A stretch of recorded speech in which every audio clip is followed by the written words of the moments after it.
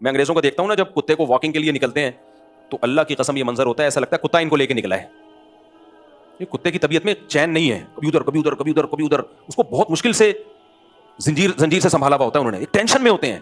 ایسا نہیں ہوتا کتا لے کے نکلے اور وہ آرام سے, جیسے ہماری پلی ہوئی بکری ہو لے کے نکلے, گایا لے کے نہیں نکلتے لوگ.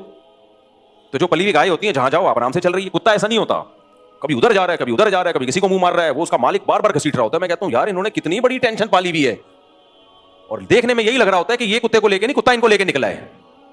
تو کتا جو ہے ہر گند میں منہ مار لے گا, گٹر کا پانی پیے گا, لیکن جب پیشاب کرے گا تو ٹانگ اٹھا لے گا کہ کہیں چھینٹے نہ پڑ جائیں.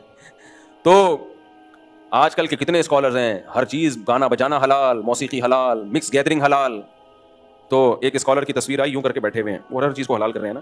تو نیچے کسی نے لکھا ہوا تھا یہ سوچ میں پڑے میں کہ 2-4 چیزیں حرام رہ گئی ہیں, ان کو میں حلال کیسے کروں, 2-4 چیزیں حرام رہ گئی ہیں کسی طریقے سے. تو اس لیے میرے بھائی دیکھو, کشتیاں جلا کے اسلام کی طرف آؤ, پھر مزہ آئے گا. یہ مت دیکھو میں ڈیفینس میں رہتا ہوں, میں کلفٹن میں رہتا ہوں, میں امریکہ میں رہتا ہوں, میں کینیڈا میں رہتا ہوں. میں بھائی اللہ کا قانون ہر جگہ ایک ہی ہے, ہر جگہ اللہ کا قانون کیا ہے, ایک ہے. مقاصد پہ سمجھوتا نہیں ہے, مقاصد پہ, ذرائع پہ سمجھوتا ہے. یہ تھوڑی گاڑی اردو ہے, اس کا مطلب بتا دیتا ہوں. مقاصد کیا ہے, شریعت چاہتی ہے نماز قائم ہو, چاہتی ہے کہ نہیں چاہتی, تو نماز آپ کو پڑھنی پڑے گی.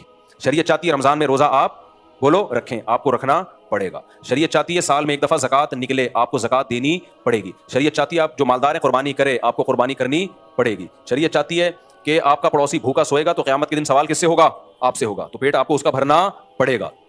بہت ساری چیزیں جو مقاصد شریعت میں سے ہیں. کوئی ڈوب رہا ہو اس کی جان اگر آپ بچا سکتے ہو تو آپ پہ بچانا فرض ہے.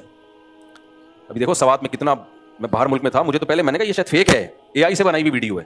کتنے دیر تک بےچارے, اتنا بڑا خاندان دریا کے بیچ میں کھڑا ہوا ہے, کیا آدمی کی نیندیں اڑ جائیں اگر زیادہ سوچنا شروع کرے اس پہ. کوئی مدد کے لیے نہیں آیا. تو آپ کا کیا خیال ہے, دنیا والوں نے تو چھوڑ دیا, لوگ وقتی طور پر حکومت کو گالیاں دیتے ہیں, اس کے بعد ٹھنڈا ہو جاتا ہے معاملہ, رود ہو کے ختم ہو جاتا ہے. تو آپ کا کیا خیال ہے, اللہ بھی چھوڑ دے گا؟ اللہ تھوڑی چھوڑے گا. آخرت تو اللہ نے اس لیے رکھی ہے, ان کی ایک ایک کی پکار, ایک ایک کی چیخ جو اپنے سامنے اپنے بچوں کو ڈوبتا ہوا دیکھ رہے ہیں, ان حکمرانوں کے گلے کا پھندا قیامت کے دن بنے گی. اللہ نہیں چھوڑے گا. فرعون نے کتنا ظلم کیا تھا, بنی اسرائیل عاجز آ گئے, اور موسیٰ علیہ السلام سے ایک دن تنگ آ کے کہنے لگے, یا موسیٰ اوذینا من قبل ان تأتینا ومن بعد ما جئتنا, اے موسیٰ تیرے آنے سے پہلے بھی عذاب میں تھے, تیرے آنے کے بعد بھی عذاب میں, ہمیں تو کوئی فائدہ نہیں ہوا. حضرت موسیٰ نے کیا فرمایا, یا قوم استعینوا باللہ واصبروا, اللہ سے مدد طلب کرو, صبر کرو. اور قرآن کیا کہتا ہے, لا تحسبن اللہ غافلا عما یعمل الظالمون, ظالم کیا کر رہا ہے اللہ کو غافل مت سمجھو. دنیا میں کسی بھی ملک میں یہ واقعہ ہوتا ہے نا, سب سے پہلے وہاں کی انتظامیہ ریزائن دے کے الگ ہو جاتی, کہ اب فوراً الگ ریزائن دے دیتے وہ.